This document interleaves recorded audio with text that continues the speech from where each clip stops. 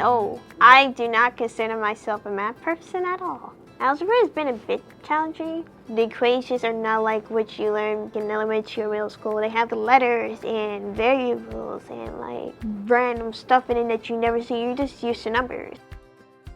In my years of education, I've learned that the angst in math is normally attributed to the lack of confidence. So once we have confidence, the girls just take off.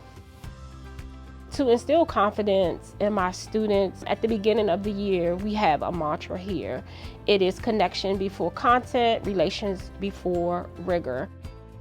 I think it's very important to change the narrative, especially for our Black and brown students, about who is a math person and what a math person looks like. I start all my classes every year by saying the actual story on how I failed Calculus 2 because I didn't know how to divide a fraction.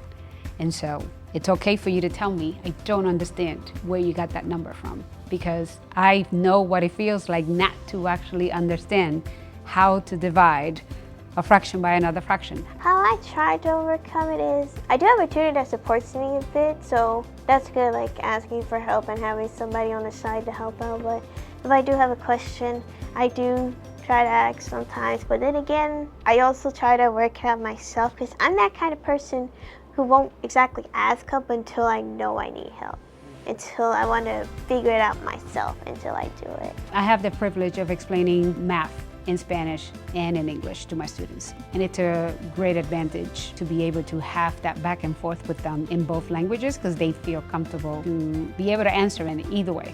Math is everywhere. So from doing things in a room, we solve 24 cards, and a lot of people will be like, oh, that's for 5th and 6th graders, and my 3rd graders are solving 24 cards on a daily basis, just playing with numbers and seeing them go through the hallway and they'll see a number and they'll be like, oh, can I make 24? And now it's like, well, can I make 36?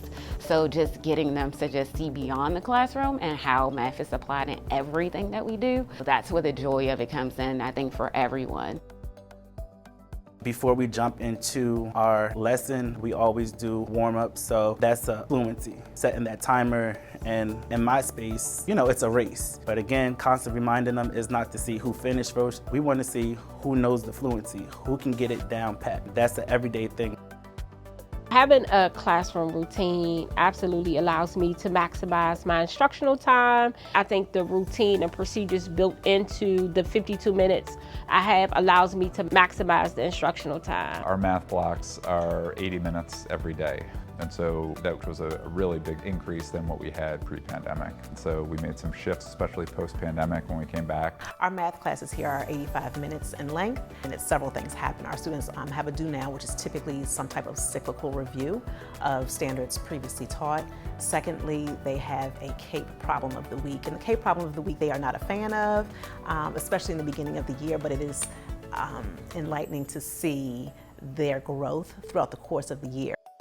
We use a daily agenda. In our agenda, it'll let the girls know that we're going to do the warm-up. If we're doing a new lesson, we'll have guided notes and mini lesson. If it's a class activity or group activity, everything is in the agenda. And then finally, I allow for the last 2 minutes for us to wrap up and clean up. I use data to say, these are the students who are not getting it, or this percent is not getting it, and that informs what I'm going to do for the next week and next month, and then how I'm going to adapt that into my other lessons. We use data a lot to make sure kids are getting what they need.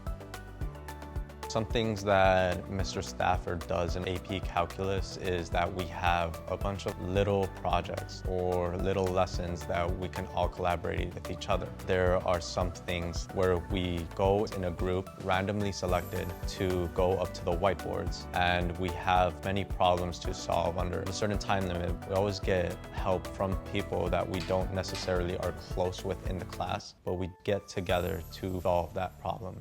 During spring break, the students do work. Through all of our breaks, our students work, and it is based on what they've mastered throughout the course of the year. I'll also use that data to say, hey, well, they struggled with this particular skill. What other resources can I put in place to help our scholars continue to grow? What did I miss? Because that's always important for us to do too. We have to be self-reflective. It allows for differentiation. I may need to go back and not use a slide or a PowerPoint slide, or I might need to use some more manipulatives or pull out the fraction strips and get them to work with their hands a little more. I might need to really just focus on building an equation and give them the anchor charts and the tools to support them there. So there are many ways that we use data. And so try to teach in such a way where all students can grasp. A lot of times they come into the classroom and say, I don't like math, or I'm not good in math. And I say, you're not good in anything that you don't try, right? So that's just been my aim every year, is to have them love it. And typically they do by the end of the school year.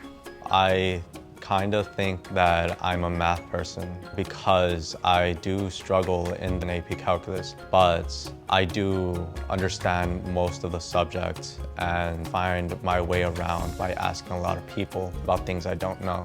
But I think I am a math person. My favorite subject is English, but I do consider myself to be a math person because I'm good at it. My name is Kevin Hernandez, and I am a math person. My name is Sheila Garcia, and I'm a math person too.